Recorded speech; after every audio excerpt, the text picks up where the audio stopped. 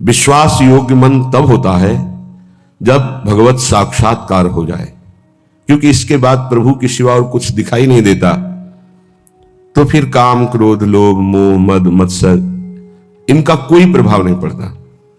जब तक सामने स्त्री है, पुरुष है, जड़ है, चैतन्य है, अच्छा है, बुरा है, तब तक ईमानदारी से कभी अपने मन पर विश्वास मत कर लेना, नहीं ये मन आपको नष्ट कर देगा।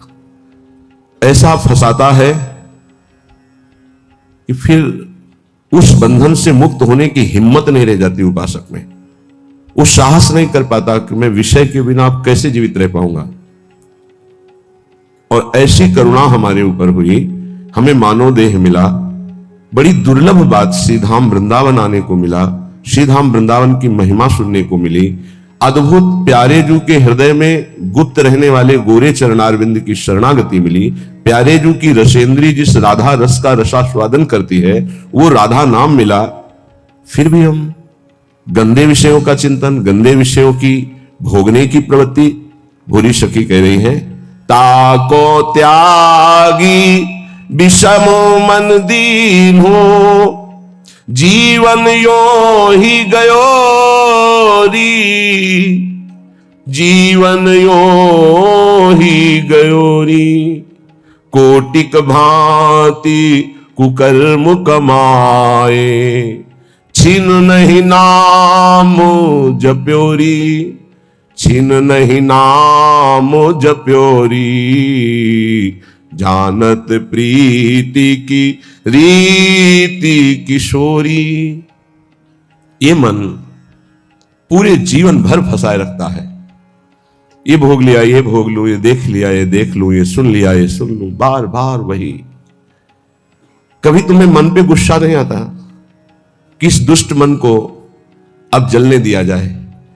इतना प्यार मन से है कि मन की जलन बर्दाश्त नहीं। मन जहां जलने लगे तो बस फिर कुछ नहीं, कोई नहीं। मन को इतना दुलार, अरे उस दुष्ट को जलने दो, वो जल करके निर्विकार होगा।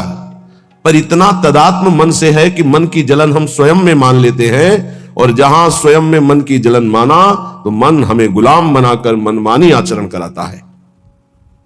सच्ची मानिए, इसी के कारण भगवत साक्षात्कार नहीं हो पाता। नहीं, हम पर जितनी कृपा है इससे तो कई बार भगवत साक्षात्कार हो जाए। इतनी अपार कृपा है कि कई बार भगवत साक्षात्कार हो जाए, पर हमारा दुष्ट मन, हमारी ये इंद्रियां बोले ताको त्यागी, ऐसी करुणामयी ललित किशोरी को त्याग करके मन विषयों में, गंदे विषयों में, घृणित विषयों में, कैसे समझावे इस दुष्ट मन को?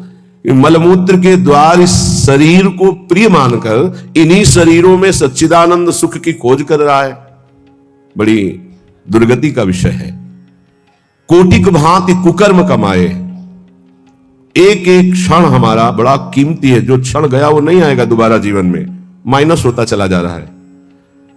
हमारी जितनी श्वासें प्रतिपलम घाटे में चले जा रहे हैं, माइनस होती चली जा रही है। मृत्यु नजदीक आ रही है, कमाई की तरफ ध्यान ही नहीं दे रहे, गंवाते चले जा रहे हैं। कोटिक भांति कुकर्म कमाए, यह है गंवाना। श्वासों को गंदे चिंतन में, गंदे आचरण में समय व्यतीत किया, अपने जीवन को, अमूल्य जीवन को नष्ट कर दिया। छिन नहीं नाम जप्योरी, एक क्षण भी शांत चित्त होकर राधा राधा राधा राधा कभी नहीं जपा। पर हे किशोरी जी, आप तो प्रीति की रीति जानने वाली हैं। जैसा भी हूं, मैंने अपने जीवन को आपके चरणों में समर्पित कर दिया। कुकर्मी हूं, पापी हूं, नीच हूं, पर लाडली जो आपका हूं। प्यारी मैं तो तिहारी दासी, तरसत अजहूं दरस की प्यासी। प्यारी मैं तो तिहारी दासी, बार बार लोचन अकुलावे, मन अधीर नहीं धीरज आवे। अब तो देहु कृपालु किशोरी, सहज कृपा कर कुंज खवासी। प्यारी मैं तो तिहारी दासी, मैं हूं तो आपकी दासी, पर इस काम ने, इस क्रोध ने, इस लोभ ने बलात् मेरे हृदय पर अधिकार करके मनमानी आचरण करा लिए। हे मेरी लाडली, हे मेरी प्रियाजू, अब तो कृपा करो। मैं जैसी भी हूं आपकी हूं। लाडली, मेरे नेत्र कहीं न कहीं तो ये चाह ही रहे हैं कि एक बार आपका साक्षात्कार करें। हे स्वामिनी जी, आप तो सहज कृपालु हो, तो आप कृपा करके अपनी रूप माधुरी का एक बार नेत्रों को पान करा दीजिए, तो मेरा मन, मेरी चित्त, मेरी एक एक वृत्ति आपकी दासी हो जाएगी। प्यारी जो, आप कृपा करके इनको अपनी सेवा में रख लीजिए। मन को, बुद्धि को, चित्त को, अहम को। मेरे बस के नहीं कि मैं आप में लगा पाऊं, आप कृपा करके अपनी रूप माधुरी के द्वारा इनको आकर्षित करके अपनी सेवा में लगा लीजिए। हे मेरी प्रिय सखी, मुझे सबसे बड़ा सुख मिलेगा। निस दिन बदन सरोज निहारो, सहज रूप पर तन मन वारो। लाडली, आपका रूप ऐसा है कि अखिल लोक चूड़ामणि मदन मोहन श्री लालजू महाराज अपने मन को खो दिए आपके रूप में। फिर मेरा मन क्या है? हे किशोरी जी, आप अपने रूप के प्रेम जाल में मेरे मन को फंसा लीजिए। मेरा तन, मेरा मन ये आपका है। अगर अब ये काम क्रोध आदि कहीं ले जाते हैं तो आप देखो, मेरी सामर्थ्य नहीं कि मैं इनको रोक सकूं। सपने हूं और न देखूं को, ऐसी कृपा कर दो। वैसे तो मैं देख रहा हूं कि जागृत स्वप्न में कोई भी मेरा सहयोगी नहीं है। कैसे? जो है वो सब गिराने वाले हैं, सजाने वाले नहीं है। मान लेना हमारी बात। इस सृष्टि में जो दोस्ती करेगा वो तुम्हें चढ़ने से गिरा देगा। चढ़ाने वाला दोस्त तो केवल भगवान ही है, या भगवान का निज जन प्रेमी है, जो झुक करके गिर करके कहता मेरे ऊपर पैर रखो, चढ़ जाओ परम पद में। वो तो केवल भगवान का भगवत प्राप्त महात्मा ही हो सकता है, अन्यथा नहीं। अन्यथा तो चढ़ते हुए का पैर पकड़ के घसीट के गिरा करके उससे अपने अनुकूल बना लेना, ये माया के पार्षदों का कार्य है। स्वप्न में भी हमारा कोई सहयोगी नहीं है। सच्ची मानिए, कोई सहयोगी नहीं। आप प्रगट में जिसे सहयोगी मानेंगे वही विक्षेप दे देगा आपके भजन में। ये गांठ बांध ले साधक कि स्वप्न में भी कभी किसी को अपना न मान ले कि ये मेरा प्रिय है। नहीं, वही तुम्हारे जीवन का घातक चिंतन वाला बन जाएगा, तुम्हारे चिंतन में बाधा पहुंचा देगा। ये माया पहले झुक के आती है, क्योंकि अगर सीधे युद्ध का चैलेंज दे के आवे तो साधक कभी परास्त ही नहीं हो सकता, क्योंकि भगवत पार्षद है। साधक जब मारा गया तो दया में मारा गया। इन शब्दों को बहुत ध्यान से सुनना। ये सत्संग है भगवत प्राप्ति के लिए, चाहे गृहस्थ साधक हो या विरक्त साधक। कभी माया ऐसे चैलेंज करके नहीं आती संतों के पास, साधकों के पास, भक्तों के पास, क्योंकि जानती चैलेंज करने पर इनका स्वामी खड़ा हो जाएगा, और स्वामी साथ खड़े तो वो दासी है माया, सामने टिकेगी नहीं, भाग जाएगी। वो बड़ी चतुरता से आती, प्रवीणता से झुक के आती है और झुका के रौंद के जाती है। ये लिख लो कागज में, चाहे दिमाग में लिख लो।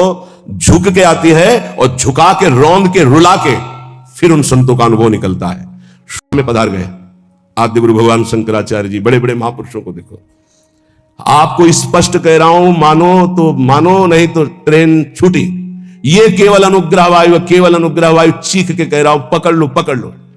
नहीं, बाद में केवल हाथ मलते रह जाओगे। केवल कृपा ही है, कृपा।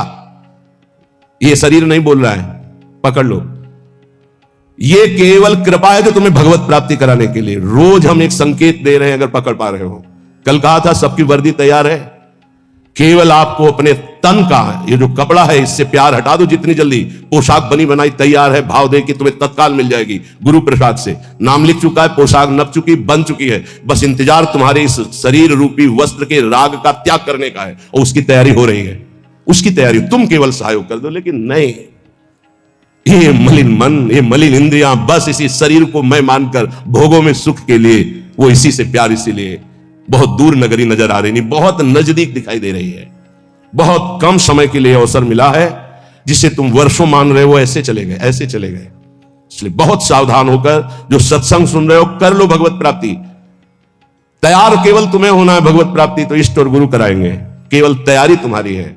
अगर चूक कर गए, आपसे सच्ची कह रहे हैं, इस समय इसमें कोई जीवात्मा नहीं बोल रही। तुम्हें बात समझ लेना।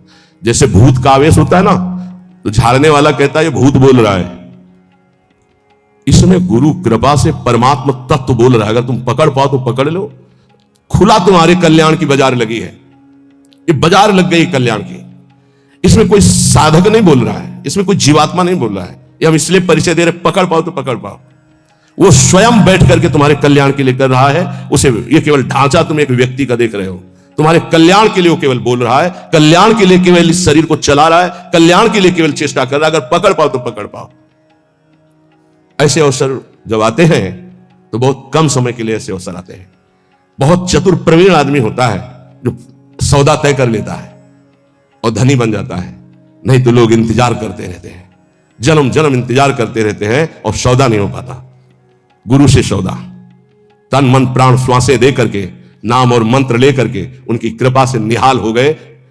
आज तक जिसने सौदा किया, लेकिन सौदा कोई बिरला ये कर पाता है। तन मन प्राण श्वासें गुरुदेव को दे दिया उनकी आज्ञा पर और नाम मंत्र ले लिया, उसके प्रभाव से भगवदानंद में डूब गया। नहीं समझ में आएगा, नहीं समझ में आएगा। केवल गुरु आज्ञा का पालन करके भगवत प्राप्ति से ही गुरु ऋण से उऋण हो सकते हो, अन्यथा किसी और वैभव से या और किसी तपस्या से गुरु ऋण से नहीं उऋण हुआ जा सकता। मातृ ऋण, पितृ ऋण और ऋषि ऋण सबसे उऋण हो सकते हो, गुरु ऋण से नहीं। गुरु ऋण से सिर्फ भगवत प्राप्ति से उऋण हुआ जा सकता है। ये लिफाफा रखने से, ये नाना प्रकार की भोग सामग्री देने से तुम गुरु दीक्षा का दक्षिणा नहीं दे सकते हो। ये दक्षिणा, हम बोले राधा श्री कृष्ण बिक जाए तो भी इसकी कीमत नहीं दे सकते हैं। वो कह रहे हैं आधा नाम ही मुझे खरीदने के लिए पर्याप्त है, पूरा धा बोलना तो बहुत बड़ी बात है। श्वास, प्राण, मन, तन समर्पित गुरु को उनकी आज्ञा पर कर्तव्य कर्म करना, मन समर्पित गुरु को आराध्य देव के नाम मंत्र और उनकी लीला चिंतन में लगाना। श्वास कोई खाली ना जाए, ये भेंट गुरुदेव को। तन मन प्राण कहते श्वासों को ही। अगर तन मन प्राण समर्पित हो गया तो सौदा पक्का।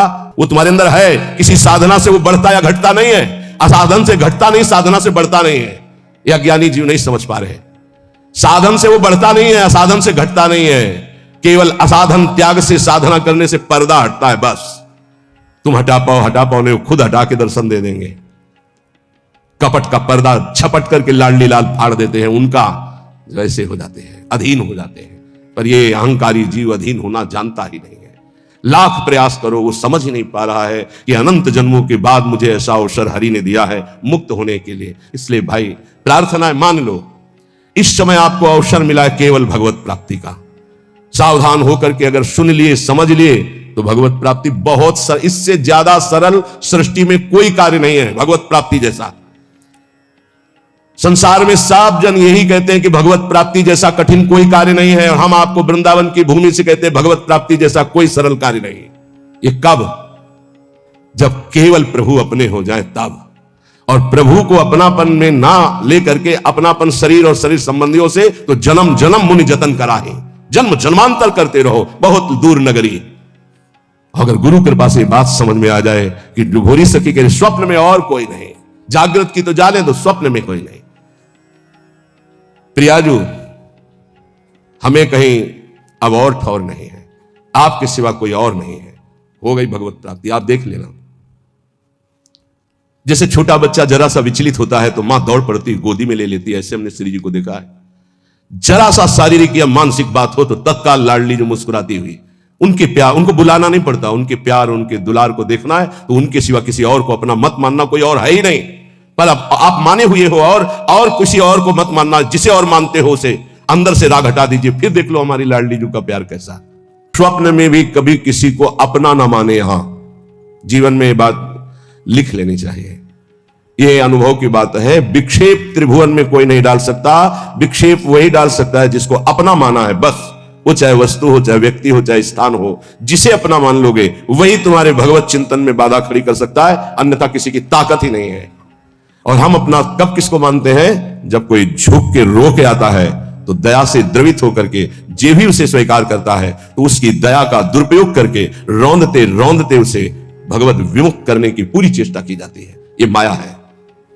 इसलिए असंगोहम पुरुषः, जिसने ये ब्रह्म सूत्र अपने जीवन में धारण किया, ये हम बहुत चूक की बात बता रहे हैं। दया बिना साधु कसाई, दया करी तो आफत आई। जीवन में यह अनुभव की बात बता रहा हूं। जब कभी चूक हुई है तो दया के कारण हुई है, और जब कभी कोई विघ्न साधना में पड़ता है तो साधु की दया उसे फंसाती है। इसलिए वो दया जो हमारे प्रभु के चिंतन में बाधा पहुंचा दे, कभी नहीं। दया दूर से करनी चाहिए।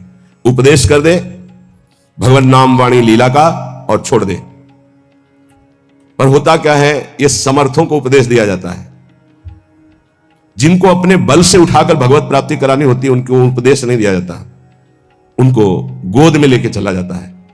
और ऐसे गोद में लेकर चलने के लिए चाहे अपनी दुर्गति हो जाए पर उनकी दुर्गति ना होने पावे, ऐसा स्वभाव संतों का, तो उनको दुख भोगना पड़ता है।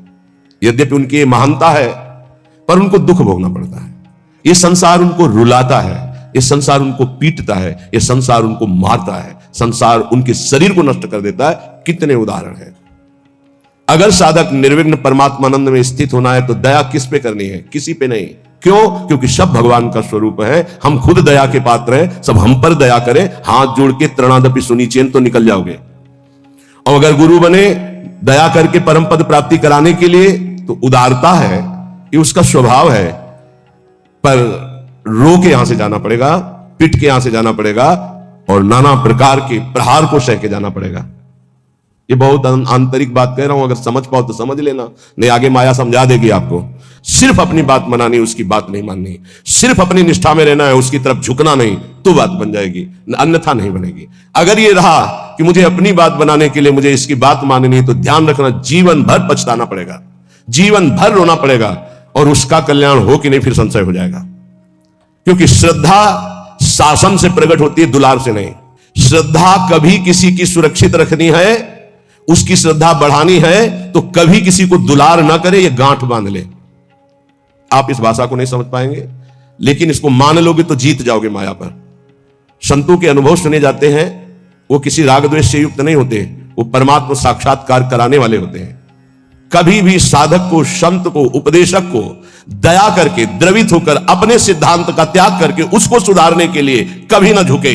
अगर अपने सिद्धांत से उसका उद्धार होता है तो ठीक है, अपने सिद्धांत को त्याग दिया तो जीवन भर पश्चाताप रहेगा और सामने वाले का उद्धार नहीं हो सकता। ये खूब सूक्ष्मता से रात रात भर भगवत चिंतन करके उसका अनुभव कि उपासक की ये गलती हो जाती है। अपने लोग किसी भी बात को, किसी भी घटना को घुस करके, हुए घुनाक्षर न्याय, जो जैसे घुन गेहूं को ऊपर पूरा सुरक्षित रखता है और एक जगह से छेद करके अंदर जाता है और पूरा का पूरा माल ले लेता है, केवल खोखा रह जाता है, ऐसे उसे घुनाक्षर न्याय कहते हैं। किसी भी घटना, किसी भी शब्द पर घुस जाना और उसके रहस्य को निकाल करके ज्यों का त्यों ऐसा अनुभव करना, ये उपासक बड़े बड़े संतों से गलती हो जाती है। और इसी गलती का नाम साधुता है। इसी गलती का नाम साधुता है कि वो अपनी गति दुर्गति का ध्यान न रख करके पामर जीवों को परम पद प्रदान करने के लिए नीचे उतर जाते हैं। आओ हमारे सर पर पैर रखो और भगवत प्राप्ति करो। हम जैसे हैं वैसे प्रियालाल के हैं। हमारे प्रियालाल में अपार सामर्थ्य है। साधक जब तक भगवत साक्षात्कार न कर ले तब तक तटस्थ भूमिका रखे, कभी किसी को अपना न मान ले, नहीं तो भगवत साक्षात्कार में बाधा पड़ जाएगी। तुम जैसे हो वैसे भगवत साक्षात्कार कर सकते हो। हमारी बात ध्यान रखना। काम है, क्रोध है, लोभ है, चिंता मत करो। ये नारकी गति प्रदान करने वाले शत्रु हैं, पर हम जिनके शरणागत हैं उनके प्रभाव से, जैसे जंगहा लोहा पारस के प्रभाव से सोना बन जाता है, तो पारस भी तो जड़ है। जड़ पारस अपना स्वभाव नहीं छोड़ती, तो चैतन्य घन परमात्मा और हमारी स्वामिनी किशोरी जो, वो अपना स्वभाव कैसे छोड़ देंगी? उनका स्वभाव ही है जो उनकी शरण में आ गया उसे निर्मल कर देना, प्रेम प्रदान कर देना। पर अपना कोई एक स्वप्न में भी नहीं होना चाहिए। सपने हो और न देखत कोई ऐसा सहयोगी नहीं है जो मुझे प्रियालाल में लीन करने का सहयोग करे। प्रियालाल से दूरी बनाने वाला मित्र तो मिल जाएगा। बड़ी विचित्र चाल माया की है। तुम्हारे में परमात्मा है जिसे तुम नहीं जान पा रहे हो, वही जनाने के लिए गुरुजन प्यार करते हैं। पर वो फिर क्या करता है? वो अपने में गर्व करके आज्ञा का उल्लंघन शुरू कर देता है, और उसको ऐसे जन मिलते हैं कि उसको सपोर्ट करते हैं उल्लंघन करने के लिए। अब वो जो उसकी चित्तवृत्ति गई थी कि इसको परमात्मा प्राप्ति कराएंगे, अब उस चित्तवृत्ति ने उसके चिंतन पर बाधा पहुंचा दी। गलत समय गया और अशांत असंतुष्टता पैदा करने की चेष्टा कर दी उस संग ने। इसलिए साधु को, साधक को, भक्त को सदैव असंगता पर ध्यान देना चाहिए। या तो सुलझा हुआ व्यक्तित्व साधुता का, उसका संग, तद्व्रतेषु, जो भगवत प्राप्ति करना ही चाहता है ऐसे का संग, अन्यथा सर्वात्मना न विसृजित बहिरिंद्रियाणि एकश्चरण। एकश्चरण, कभी सपन में भी न सोच ले कि मेरा परमार्थ का कोई सहयोगी हो जाएगा।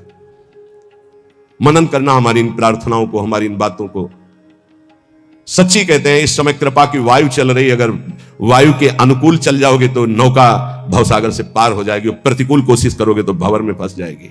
वायु का कुछ नहीं बिगड़ता, वो तो आई और गई। वो सिर्फ आपकी कृपा, वायु आपका कल्याण करने के लिए आई है, उसे पकड़ लो तो पकड़ लो। अर्जुन से साक्षात भगवान कह रहे हैं कि मेरा अवतार ही इसीलिए होता है, धर्म की स्थापना और अधर्म का जो बढ़ावा करने वाले उनका विनाश। समझो। फिर इसके बाद तो प्रश्न ही नहीं होना चाहिए था जब अर्जुन को परिचय दे दिया कि मैं कौन हूं, मैं किस लिए आता हूं। अब इसके बाद परिचय जब प्राप्त हो गया तो फिर प्रश्न कैसा रहा, लेकिन नहीं सही ढंग से सुना तो दिखाना पड़ा। दिखाने के बाद भी प्रश्न बंद नहीं हुआ, नहीं वही बंद होना चाहिए था। जब जान लिया तुमादि देवा पुरुषा पुराणा तुमस्य विश्वस्य परम निधानम वेतासि वेद्यम परमम च धाम त्वया ततम विश्वमनंत रूपम। जब जान लिया तो अब प्रश्न कैसा बन सकता है। ये उन्हीं अर्जुन जी के वचन है, तुमादि देवा पुरुषा पुराणा तुमस्य विश्वस्य परम निधानम वेतासि वेद्यम परमम च धाम त्वया ततम विश्वमनंत रूपम। प्रभु मैं देख रहा हूं, वायुर्मोग्निर्वरुणा शशांका प्रजापतिस्तम प्रपितामहस्य नमो नमस्तेस्तु शास्त्र कृतव्या पुनरस्य भूयोपि नमो नमस्ते। अब प्रश्न कहां रह गया, लेकिन फिर भी प्रश्न हुआ। सर्वतो भावेन एक बात कह करके भगवान ने विश्राम की, सर्वधर्मान परित्यज्य मामेकम शरणम व्रज। बहुत प्यार से कही। सब कुछ समझाने के बाद भी यदि समझ में नहीं आता तो फिर अभी भगवान के द्वारा वो विधान नहीं बना जिस विधान के लिए अनुग्रह वायु तुम्हें प्रेरित कर रही है। नहीं तो मान जाओ, इसमें तुम्हें मानना होगा। ये तुम्हारी तरफ से, प्रभु की तरफ से तो पूरा प्रवाह आ रहा है कृपा का। बार बार तो बनत नहीं आ संजोग अनूप मानुष तन वृंदा विपिन रसकन संग विविरूप। ये बहुत बढ़िया संयोग बन गया, बहुत बढ़िया। प्यारी जो बहुत कृपालु है, जरा सा शारीरिक या मानसिक तो मुस्कुराती हुई लाडली जो खड़ी है, ऐसी करुणामयी किशोरी के सिवा किसको अपना। अगर किसी को अपना मान रहे हो तो ये तुम्हें मजाक लगेगा जो हम बोल रहे हैं, और अगर अपना नहीं मान रहे हो तो ये तुम्हें अनुभव में आने लगेगा कि मेरी लाडली जो प्रतिपल मुझे देख रही है। जहां जरा सा मानसिक विक्षेप हुआ तो वो स्वप्न में विराजमान है, वो जागृत में विराजमान। इतना प्यार करने वाला कोई है ही नहीं त्रिभुवन में, हरि भी नहीं है। जितना लाडली जो प्यार करती उतना हरि भी नहीं करते। हरि भी को कभी कभी गुस्सा आ जाता है, वो भी इंतजार करते हैं कि बुलाओ त्राहिमाम होकर के। इंतजार कर रहे हैं द्रौपदी के त्राहिमाम का, इंतजार कर रहे हैं। विचार करो जरा, भक्त जब तक त्राहिमाम नहीं बोलेगा तब तक हरि इंतजार कर रहे हैं, लेकिन मेरी लाडली